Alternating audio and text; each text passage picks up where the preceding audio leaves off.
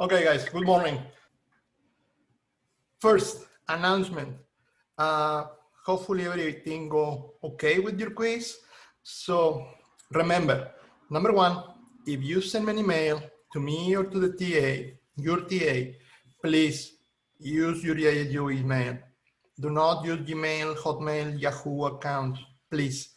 Second, the correct answers for the quiz are going to be available for you to review Thursday. So number one, wait for the correct answers. You're going to be able to review the quiz, check your answer and the correct ones. If you have any question or if you notice anything that could be wrong, whatever, please contact the TA. Your first point of contact when you have a question regarding a grade, a quiz, assignment, whatever, contact the TA. So if there is any issue in the quiz, the machine didn't grade your quiz correctly, whatever, the TA can work with that, fix your grade, or give you information about the correct answer, an explanation, whatever. After that, if you do not agree in the answer, then we can have office hours and talk about it. Good?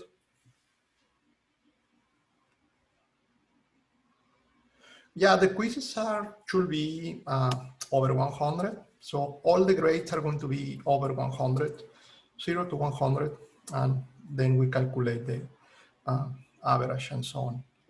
Good? So moving forward.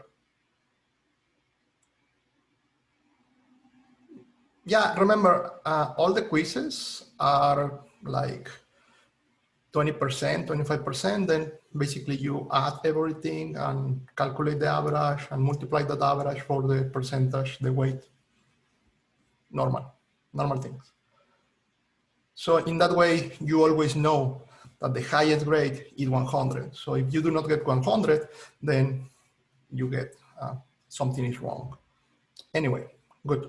So previously, in the previous lecture, we talked about what is software engineering. And you help me with this. Engineering is basically, in one keyword, all about systematic developing of something. Systematic. And then when I ask you about systematic, you point out another keyword, process. So engineering, systematic, and it's all about following a process. It's all about working with a process. And your homework was to read chapter 1, chapter 2, and a lot of the things that you read were about process. So I want to talk about process today. Process. I need to clarify two ideas. Process and process model. Number one, process. If we talk about a process, we defined this in the previous lecture. We're talking about a set of activities. In particular, if we talk about process in the software engineering context, well, we're talking about the set of activities that we follow to create software. So process, activities, how those activities are connected, and which are those activities. And I am sure that you read about it. Now, that is a process. When we talk about a process model, key idea, model, well, you know that a model is a representation of something. A process model is a representation of a process.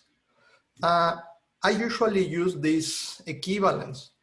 The representation of the process is kind of a class.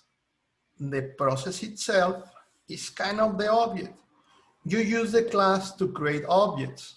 Well, every time that you follow a process, that process has a process model, a representation of which are the parts and which are the connections. Think about the blueprint and the house. The blueprint is the process model, the representation of the house, and the house itself is like the process, the element.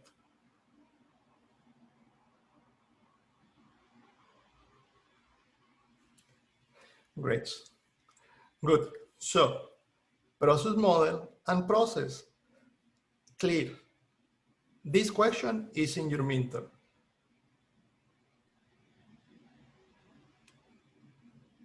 And you can review your grades later. Process model and process. What is the difference between a process model and a process? What is a process? What is a process model? All that is clear. Process model, the blueprint. Process, the set of activities that you follow. Now, moving forward, assuming that everything is clear. Yes, no, green, red, clear? Sleepy? Okay, yes, good. So, process and process model. Obviously, when you develop software, you're going to follow a process. The process that you're going to follow have a process model, a graphical representation. Now, it doesn't matter which process you follow. It doesn't matter which process model we review. They are going to have the following activities. Remember? Process, activities. Process model, the connection between those activities in a blueprint. The activities always are going to be these ones. And those are the activities that you read about. Always, when you develop software, you're going to be thinking about the requirements engineering, understanding the problem. Moreover, the design of the software, obviously the programming, coding, construction, implementation, several different words that point out the same, testing, and the delivery, the deployment, the evolution, whatever. What happened after you finish the product, after you deliver. Now, here, important, the requirements. Usually, when you understand the requirements, when you listen to your customer, and in order to show that you both, customer and developers, are in the same page regarding what you are going to do, you put the requirements on paper. On paper. 2 ideas. You put the requirements in a text, like a sentence.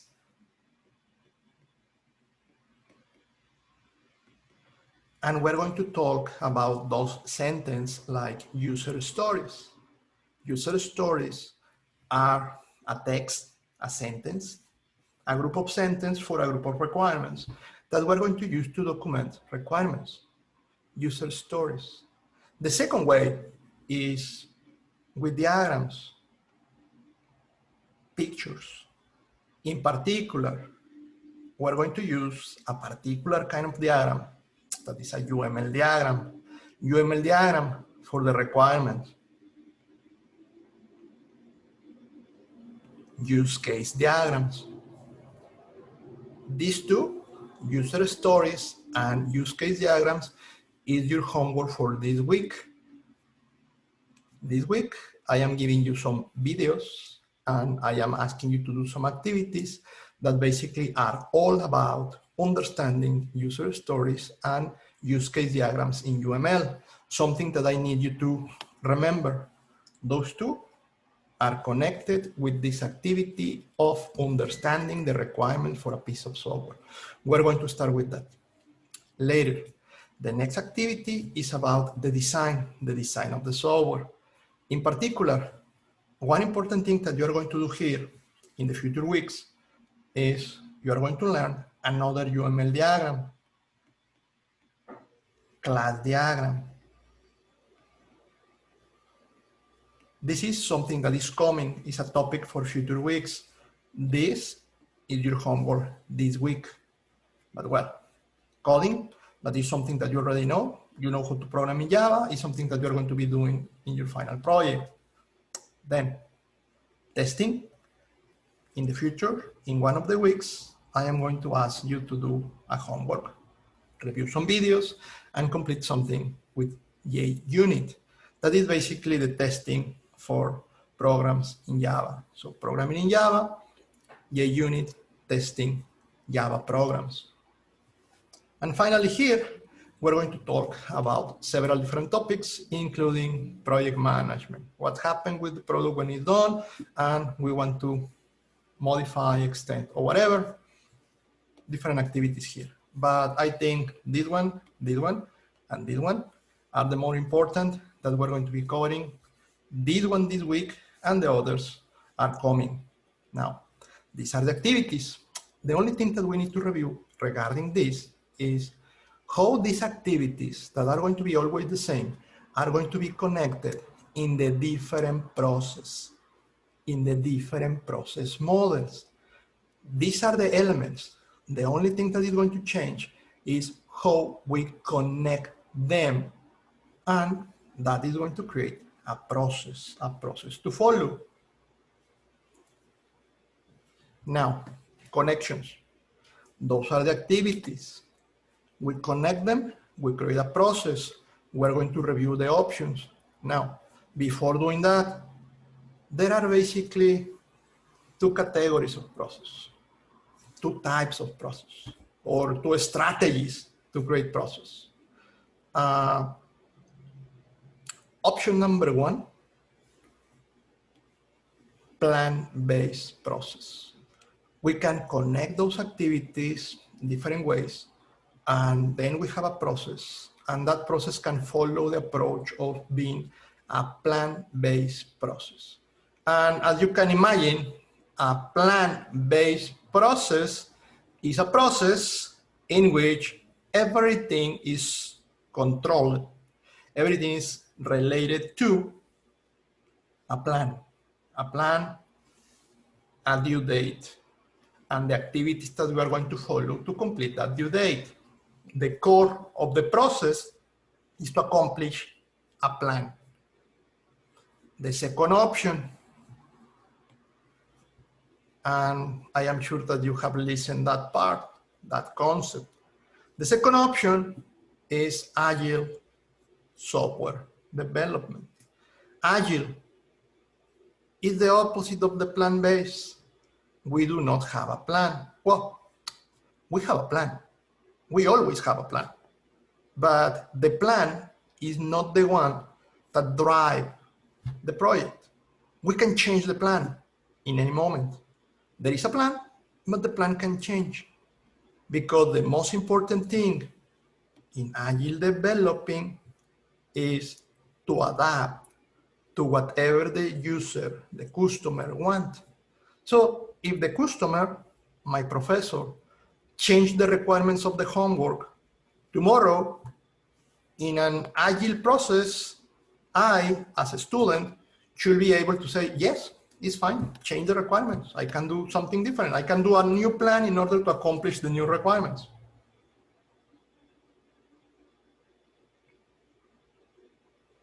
Which one do you prefer for your homeworks? Plan-based or agile?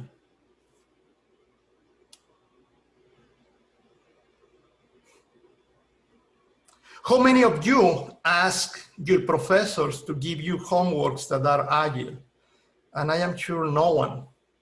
The first thing that you ask is for the due date. And then you plan according with that. You're going to start working one day before. And if the professor changed the requirement for the homework, you're going to complain. You like to work plan-based. Theoretically, the best way to develop software is agile, not plan-based. Some of you are going to do a capstone project, and a lot of you are going to mention in your capstone project that you are working with the agile methodology just because it's cool. Think about it. Agile is all about being able to change the requirements in any point of the process. You are working agile, we're going to review it. You should be able to change requirements. you should be able to accept that the customer, your instructor, or your client in the industry change the requirements. If you're not able to do that, you're following a plan-based process. Anyway, plan-based and agile. A contract or be okay with the changes. Today, I want to talk about these ones, the plan-based process. Most of the process for software developing are plan-based, but then we have the agile. We're going to talk about the agile in particular, the features of agile next week. Today, I want to review, just to be sure, what you read in chapter 1, chapter 2 on the videos, that we understand the plan-based process. So, type of process, plan-based, the activities. I show you the activities in different colors. The only thing that we need now is to connect the activities. Now, plan-based models. Things that I need you to remember, among other things, because they are going to be in your midterm, the different process models, the different ways to connect the activities that I show you in order to create different plan-based models for software developing. The common one, Waterfall, we're going to review it. V model, Incremental Model, Spiral Model, and the prototyping or prototype model. You read about these 5 in your homework. Maybe you answer some questions in the quiz about these ones. I need to be sure that you're going to be able to answer questions about these ones in your midterm, and you're going to remember them. Next week, we're going to talk about the agile ones. And for the agile, I am sure that you have read or listened about Scrum, Kanban, Extreme Programming, and others. But 1, 2, 3, we need to talk a little bit more about them. But today, the plan-based models. Today, being able to identify those. Good.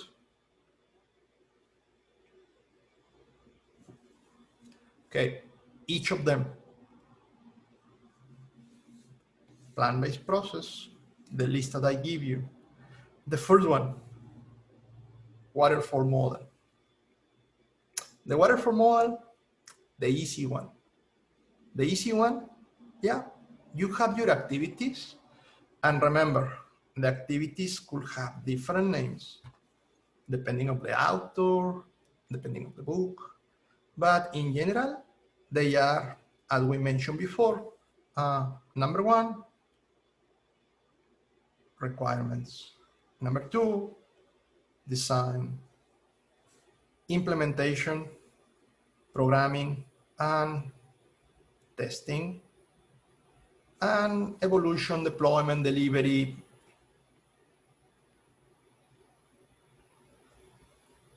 If you connect all your activities just like that in a line, what you have is a process model that is known as the waterfall model.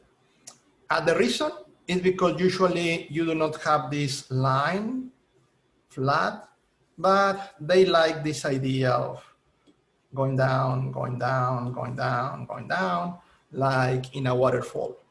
Because, well, the first thing that you do is the requirements. The first thing that you do is understand what the user wants. And then when you complete that thing, you go down, like in the waterfall.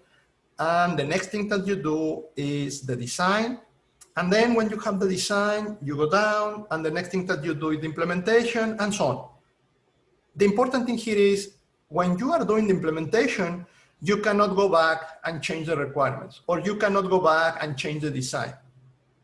Every time that you start with a new set of activities, each time that you start with a new step in the process, you cannot go back to the previous one. So that is the idea of put this like waterfall down. So the water is down and the water cannot go back up. You finish your project when you reach this point. You deploy the project and that's it. That is the common way to work. For instance, in your homework, you want to know this due date, April 29, because in that way you can plan with your team what are you going to do before that due date. And you do not want that due date to change. You do not want the requirement to change because that implies some extra work. Waterfall, a very common way to work, not only in software, but almost in everything for software, is known as the waterfall process model.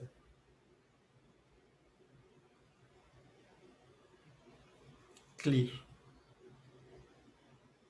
Obviously, the idea is that if you have a due date in April 29, and you are going to have the requirements, December 29, and you're going to have the requirements November the 1st, and then, well, you're going to define some kind of point here to be sure that you are moving forward with the activities. Anyway, maybe you start the 28th here and you do all the activities in one day. Anyway, waterfall, align. Yeah, and your final project, you're going to have like a couple of weeks, so almost at the end of the year. Good. Okay, so waterfall, very easy. Again, the main problem with waterfall is a linear model. Therefore, you cannot change the requirements. If you work in a waterfall, the main critic, the main issue, the main thing that the people is going to mention is waterfall cannot change requirements. That is the complete opposite from agile software developing, in which you can change your requirements in any point. We're going to review that later. Waterfall is very useful for embedded, as you read in the book, is very useful for large systems, big systems. Something that we're going to review with Agile.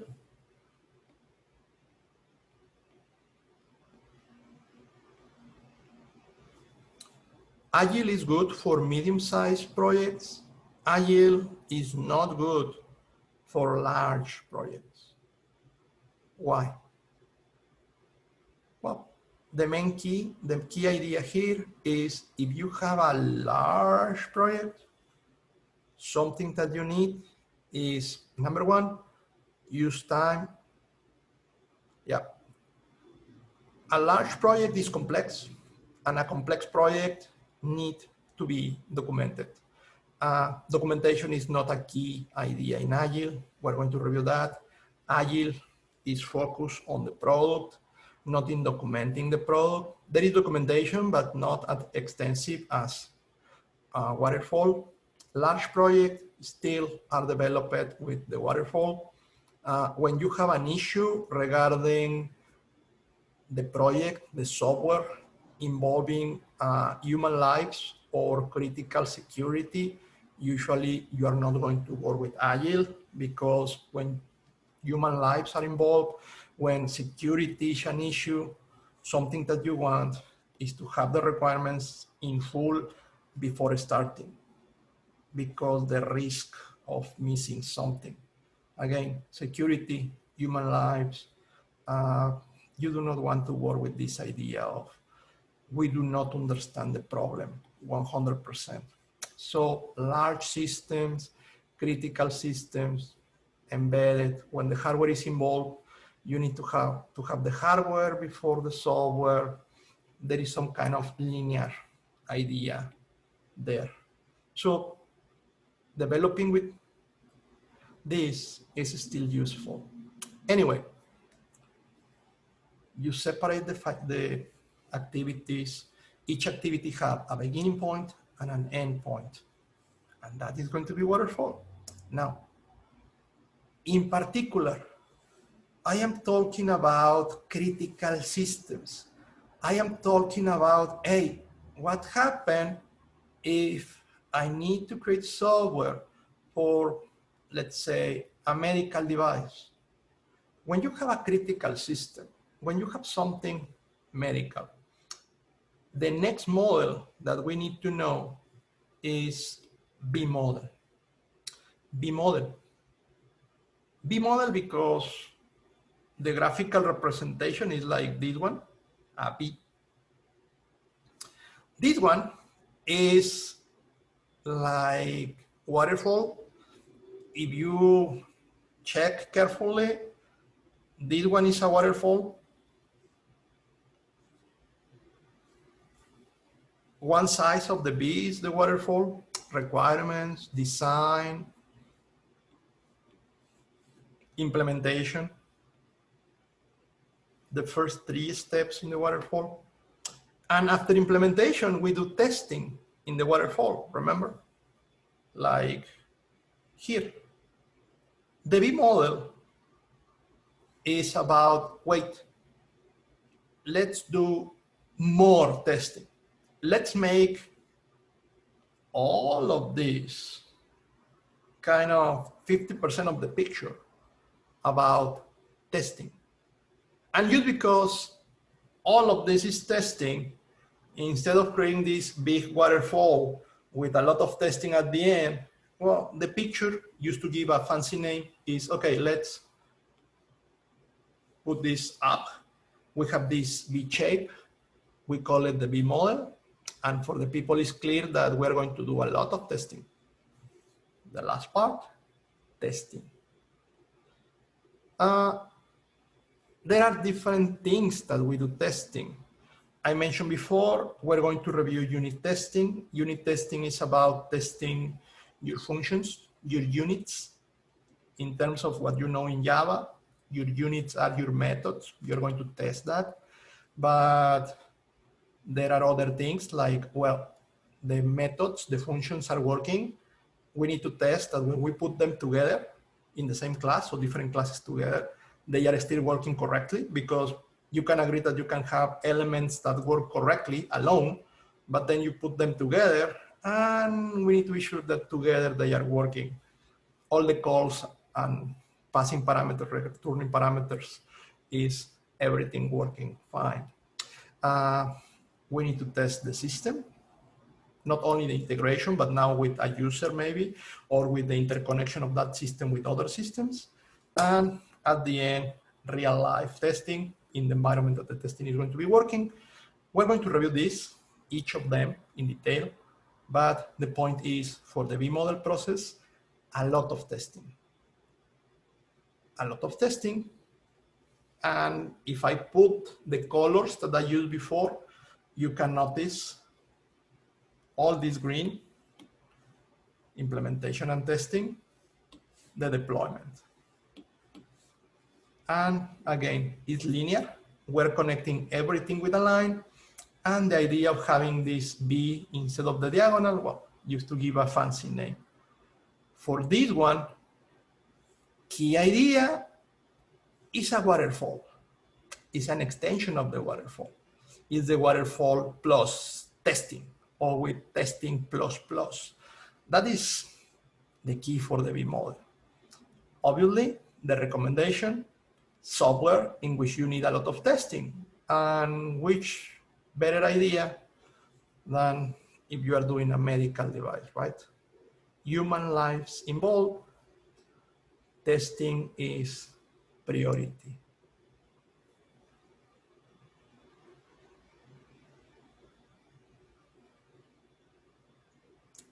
Well, remember, testing is going to minimize the bugs, but never, never, never, you are going to be sure that you have zero bugs. And that is something that we need to talk about. It is the number of lines in a piece of software is a combinational problem. Never, never, never you can test every possible combination of the paths that a piece of software can follow. Is almost impossible.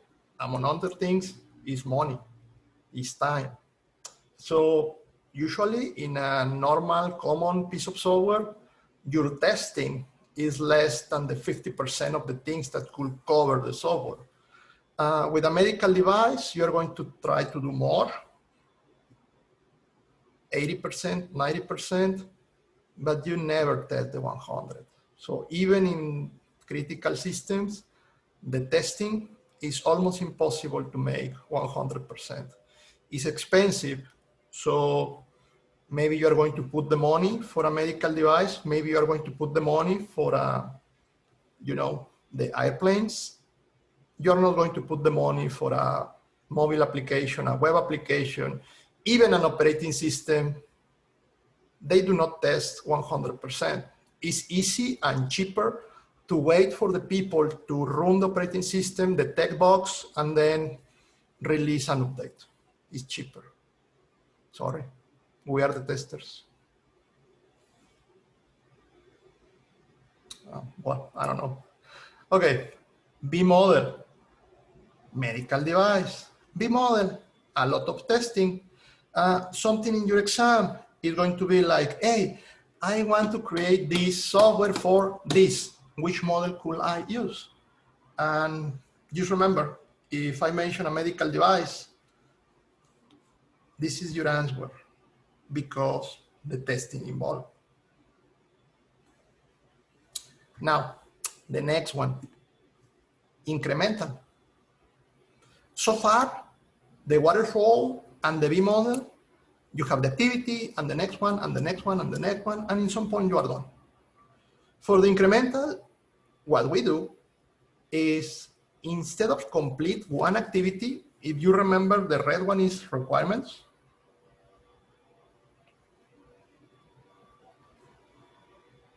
Instead of complete all the collection of requirements and then complete all the blue ones, all the design, and then complete all the programming, the green, and all the testing, also green, and then do the deployment, instead of having these big boxes with all the activity there, what incremental is going to do is to split each of the activities in kind of a group of activities. So we're going to have these requirements one, and with requirement one, that maybe is like 20% of the requirements. With that 20% of the requirements, we can start doing something, planning for that 20%, and then we can do the design of the software for that 20% of the problem, and we can start doing the programming of that 20%, and obviously the testing of that 20%, and maybe even we can give the user a product that is that 20% of the requirements. So it's like the beta version, if you want to talk about that. But using the beta version, we can continue the process, and now we can collect another 20% of the requirements and do all the things again and again and again, and in some point we're going to complete the project. Incremental. Instead of completing each of the activities 100% before moving to the next one, we can basically complete a percentage of the activity and continue with the process, and then go back and do again what is missing. One waterfall, another waterfall, another waterfall, and so on. Instead of one big waterfall, it's like several small waterfalls combined in what we call incremental developing. That is basically the background of this beta version 1, beta version 2, and so on. Makes sense? If you think about operating systems, now that we was talking about it, usually Windows, Mac OS, iPhone OS, Android, you have this beta version that is released for the developers, and then the beta version 0.2 and 0.3 and so on. And again, I am trusting in the people to do part of the testing, the system testing, reporting bugs, and I still have time to include those bugs in my next line. By the way, this is going to be the beginning, not exactly the same, but this is the beginning of what we're going to review next week as Agile.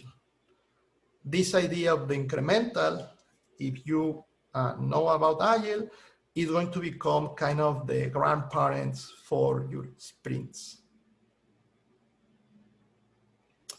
Well, remember, if we think about a hierarchy, this thing is like the 80s. So the people that were working with plant-based is the one that suggests this one. And in some point in the 90s, more or less, there is going to be one guy, Ken Beck, that is going to take this and is going to create Agile. So it's the background, the fundamentals for what is going to become Agile. Yep. So yeah, just remember that part. It's like, oh, the plant-based guy trying to do Agile. No, the Agile guys take this idea and create the Agile manifesto. Ken Beck. Anyway, so incremental, the beginning of the sprint things, split each activity in small parts and running these several waterfalls all together. Incremental model. Incremental model. Good things for the incremental model. Split, which means you do not need to understand all the system. You can do a beta version of the system.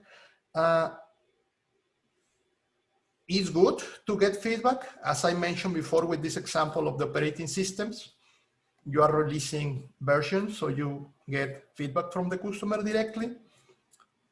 Bad thing, and we need to be careful because this is going to be something that you are going to have also with the Agile thing.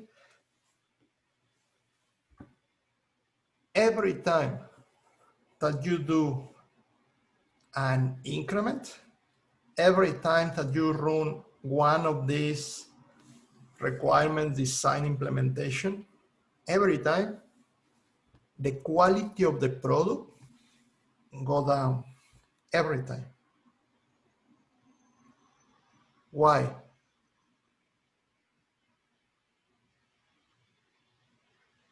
When you do something,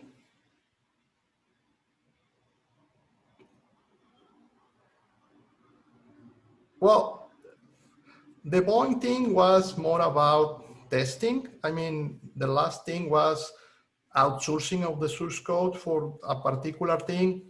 And the company that do the outsourcing didn't know the full environment for the testing. So, well, different things. Yeah, that is the point.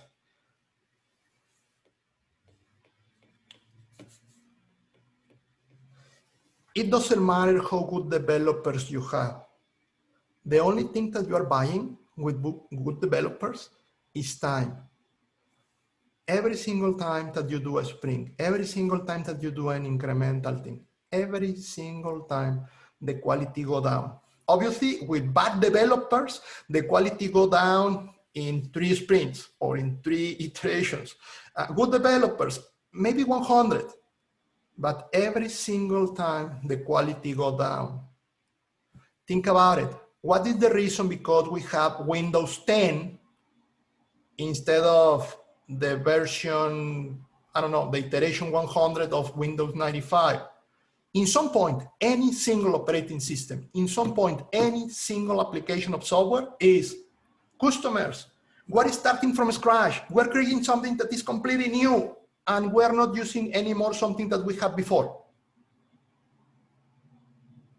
Because we reached the point in which we cannot continue increasing what we have. It's a mess. It is cheaper to start from scratch. That happened with the software in any point. Besides, we do the things in that way because we know that no software is going to survive. Almost 90% of the software is not going to survive the hardware evolution. There is no reason for taking care of an operating system more than 10 years if we know that in 10 years the hardware is not going to be the same. Which software is alive more than 10 years? Which software from the 70s or the 80s we are still using? Do you know? Which software is still running in all machines? Military, yes. Linux is not too old, but COBOL is still running. What is running in COBOL? Well, not only the military. A lot of people is using Windows XP. Banks. There are three things. I do not want to talk about military, but banks use a lot of software in COBOL, very old software, but it's still running there, the accountings and the airplanes. A lot of the software that is related with the traffic control is like, it's working, do not move. It's a very old piece of software. I don't know if for life, but yes, COBOL is still needed, and they are searching for people that know how to program in COBOL. That's true. Okay, guys, so incremental model. Just remember, it's going to be the beginning of Agile. It's a good idea, but it's not the solution for everything. And the main reason is this thing. So I have a medical device that I want to do. Do I use incremental? And the answer should be no. Why not? Because it's a medical device. There are human lives involved. You should have all the requirements at the beginning. It's not like 20% of the requirements and then another 20% and then another 20%. There are human lives involved.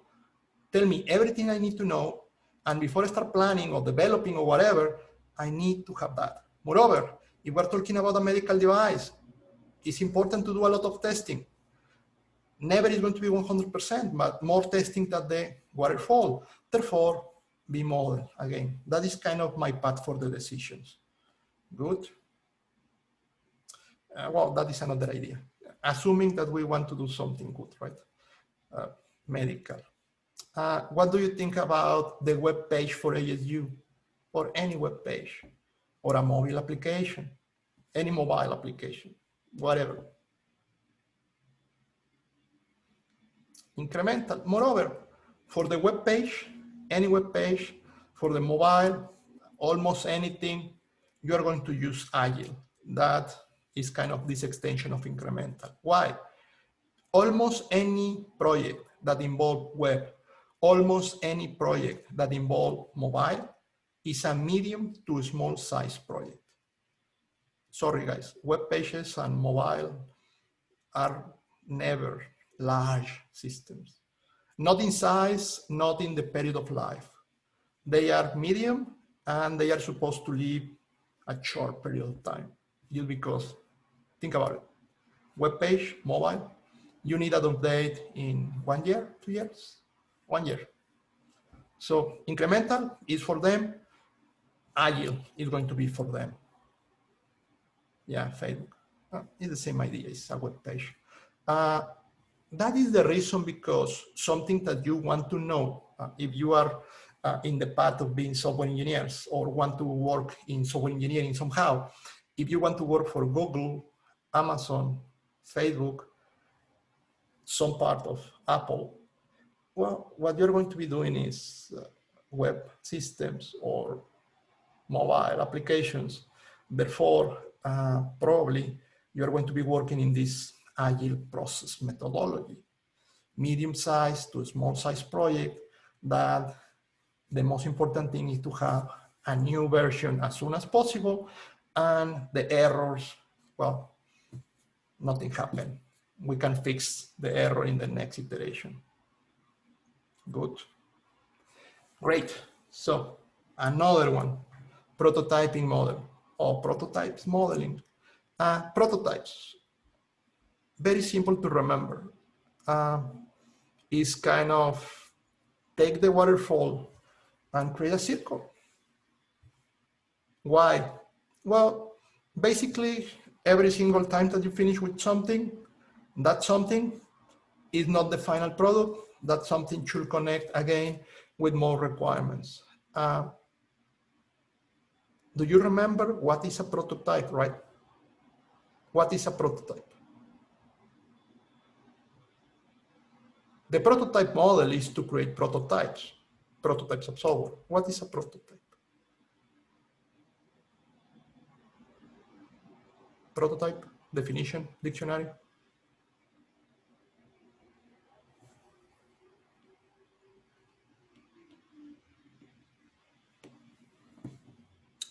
Maybe someone mentioned this in the previous lecture, or maybe it was in my other section. Prototype is always garbage. When you create a prototype, it's a piece of software that you do in order to prove a concept, but when you finish, you put that prototype into the garbage. It's software that you create to learn something, to prove something. Never, never, never a prototype is a final product. Never, never, never a prototype is something that you deliver to a customer. That is not a prototype. A prototype is not a beta version. A beta version is what we mentioned before with incremental. If you are working with incremental, you know that your beta version is 20% of the project, but it's going to continue evolving. So you are taking care of that thing to be in good shape. If you are doing a prototype from the beginning, you know this is going to go to the garbage. So I really don't care about the quality of this. The only thing is I need this to work because I need to show this. Prototype, the prototype, yeah. Not sure what do you mean about a person being a prototype, but any one of us is a final product, right? A human being. Prototype, garbage. Because they are garbage, there is not properly delivery, but a delivery for ourselves as developers and connected with new requirements or with new things that I want to do in an infinite loop. Well, just repeating the same steps. Prototype. Obviously, this is good for something. It is good for demonstrate something. So if I ask you for, hey, you are going to do a new medical device or the software for a new medical device, obviously never, never, never you're going to use the prototype process model, right? No. Prototypes several times help you to understand requirements, help you to create some garbage that you can show to the customer, and that garbage is just going to help you and the customer to understand if what that prototype did is the same thing that you want the final product to do. But obviously the prototype is something that you do in 1 week, just to show something, but then the final product is going to take 1 year, just because doing the thing correctly, well, you need more time, right? And it's going to be more expensive than the prototype.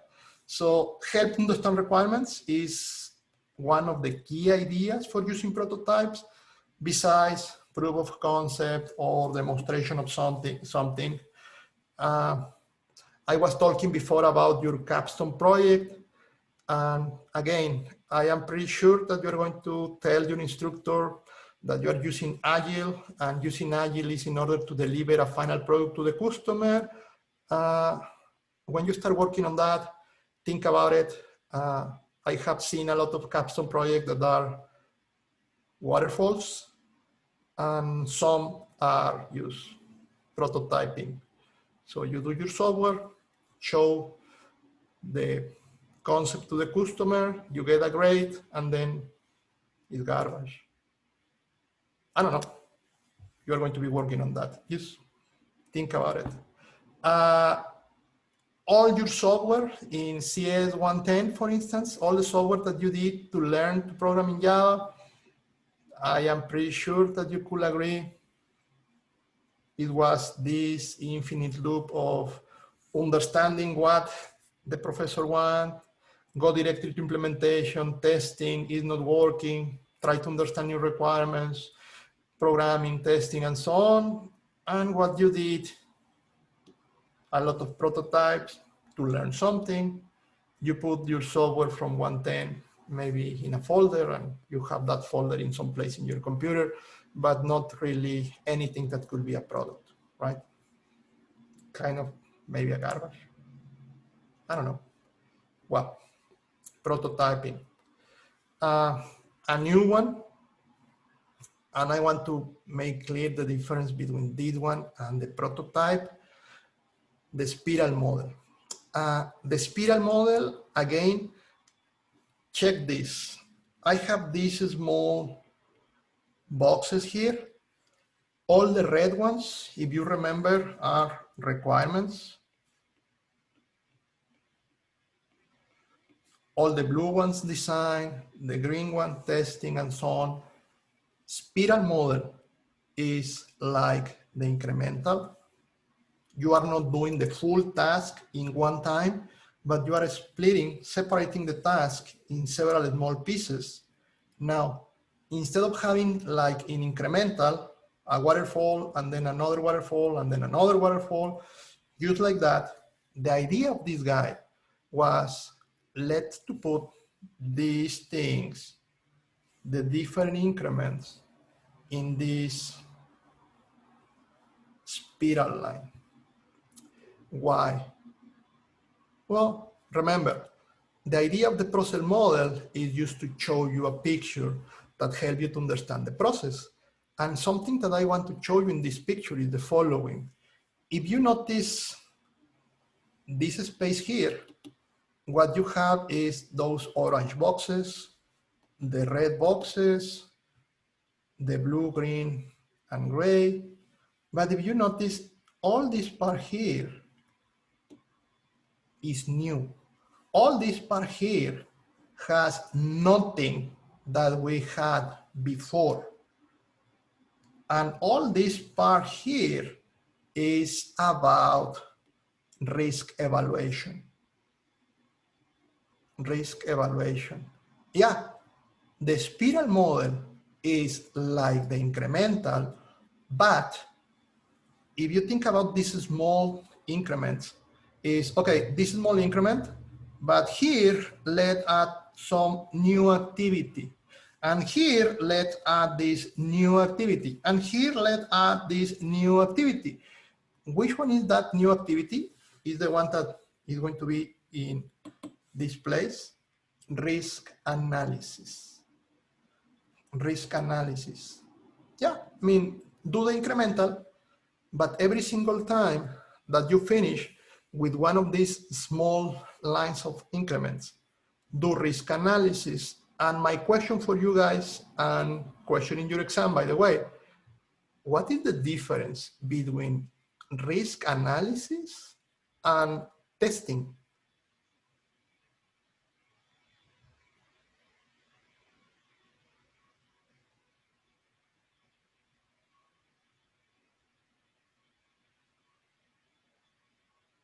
What is risk analysis?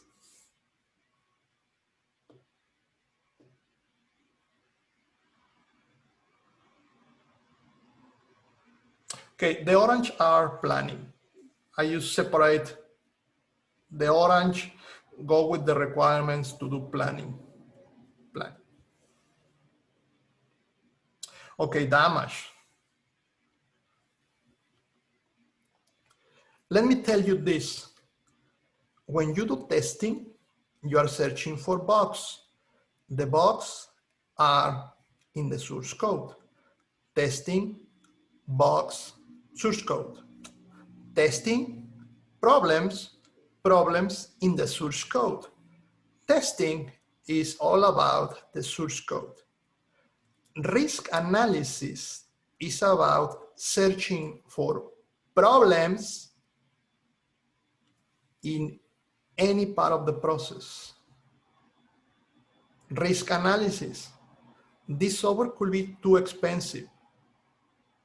This software could take a lot of time. Something could be wrong with that design. Something can be wrong with this team. This team is a very bad team. Risk, any problem, where, in anything that could go wrong. Testing is only about bugs, problems in the source code, in the software.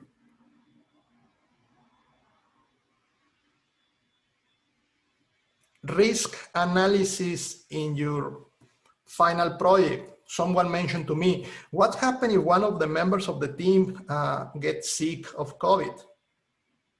That is one risk, something that can go wrong with your final project. One of your team members can, hopefully not, but you can lose one team member, 2, 3, I don't know, something can go wrong. And it's nothing about the source code. It's things that could happen that are bad, risk. It could be rip the project, because what happens if you're a team of 5 and there is only one healthy team member? Are we going to ask to that one person to do the work of 5? Risk analysis. Yeah, why not? No. Risk. Question for your exam. Do we understand the difference between a risk and a bug? Risk analysis and testing. Hopefully, yes.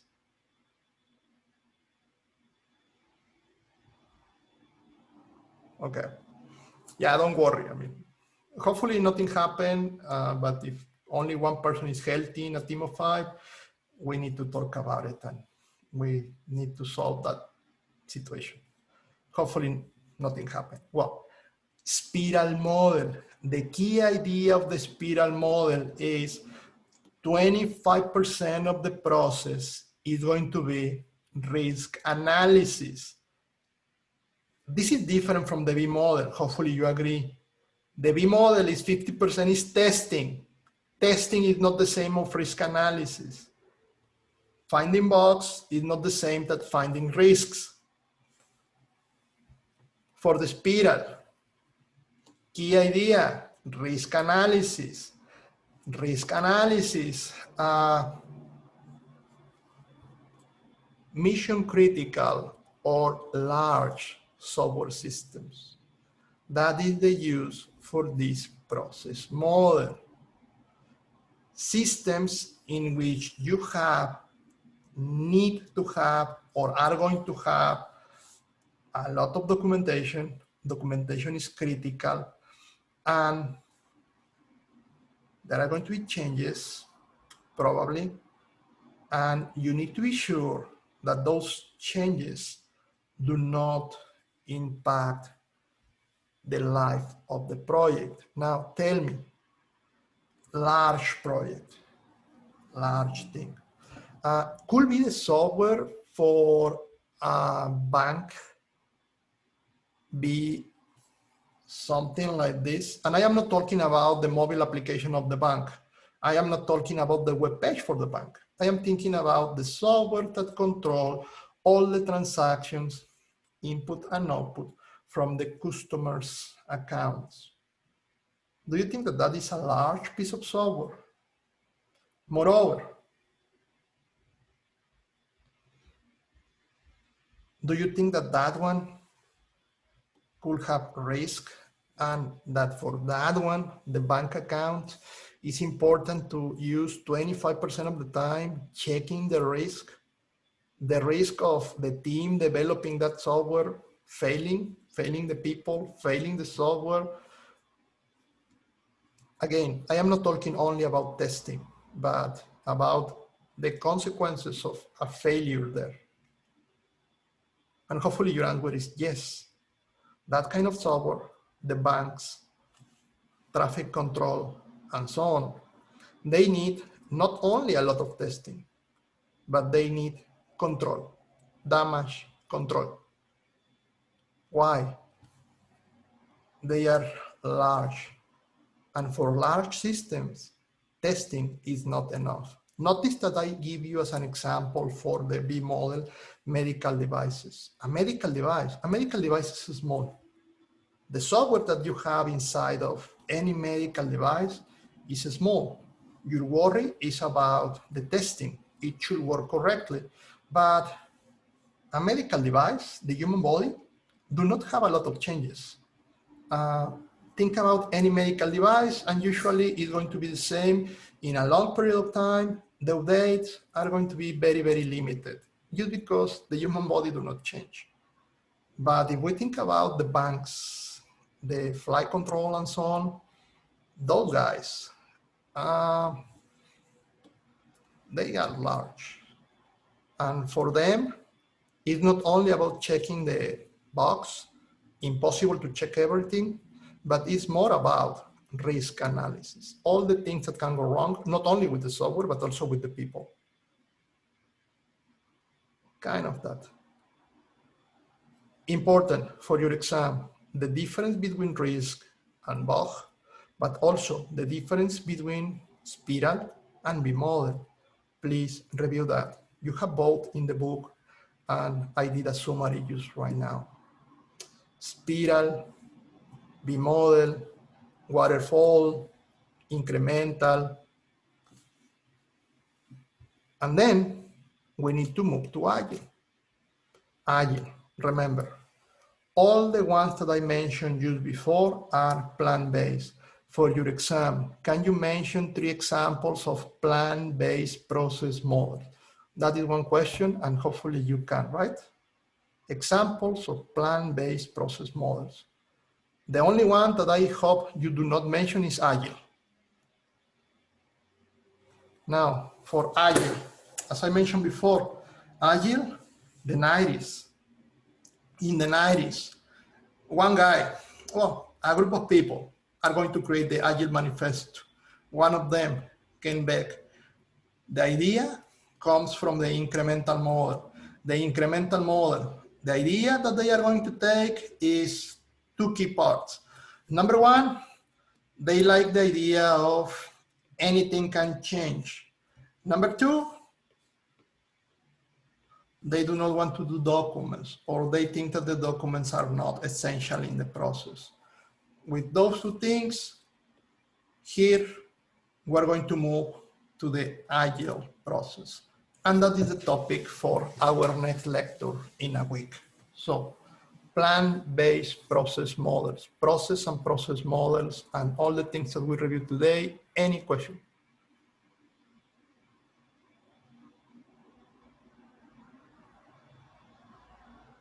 Excuse me, how much, can you repeat again, how much percentage of time people spend for damage control in Spiral? Well, it's not like an exact number. I just mentioned this. The author create this picture, and the picture suggests this 25% of the time, but again, it's not like mandatory. The idea is 25% because all of this part, 25% of the picture, like this quadrant, is all about risk analysis. As you can notice in this box, there is nothing related with the activities that we mentioned, the software developing, the planning, the requirements, the design, the green one, implementation and testing, and the deployment, the gray one. So all this part here is a new activity, and all these new activities, risk analysis. So that is the reason, because I mentioned this, like 25% is just a global idea. It's a new activity that is very, very important in the process. In the same way that I mentioned before with the B model, and I mentioned like 50% is testing. Well, it's not like you need to measure with the clock, like 50% of the time should be testing. But the idea with the B model is testing is almost as important, and all the other parts together. So 50%, but again, do not mandatory to be that number, just to give you an idea of the importance of the activity. Make sense? Yes, thank you. Welcome. So any other question about, again, process, process models, and in particular, plan-based process models that we reviewed today. Waterfall, B-model, spiral, incremental, prototyping. Nothing? Okay, so you have a homework in 10:30. It's going to open the week 3. When the week 3 open, you are going to have obviously my slides. I am going to post the video later. And the important thing, you have homework. Your homework, as I mentioned at the beginning, is going to be about learning UML. UML in particular, use case diagrams and user stories. These two are one, diagrams, pictures, and the other is just text, sentence in English. And both are for documenting the requirements of a piece of software. So those two is the tools that as a software engineers, you use to put on paper with pictures or in a document the requirements of a system. I am asking you to watch a couple of videos. I am asking you to do some reading and then to solve a group of problems, basically to create some diagrams and write some user stories. So you can be aware of how these two tools work. You remember those are for the requirements. You are working in this number 1. That is your activity for the rest of the week. Any question, you can contact me or contact the TA. And again, Thursday, the correct answer for the quiz 1 are going to be available. Any question, your first point of contact, the TA. Good? Would the instructions for the homework will be posted on Canvas? Yeah, as I mentioned, 10:30 approximately. Oh, okay. Everything is going to open on Canvas, so you're going to have, as in the week before, the instructions and the link for submission. You're going to have, it's going to open today, and your due date, again, is going to be Monday. So you have all the week to review the material, and then next Monday, a day before our next lecture, you can submit. Good? Okay, guys, see you next week. Thank you.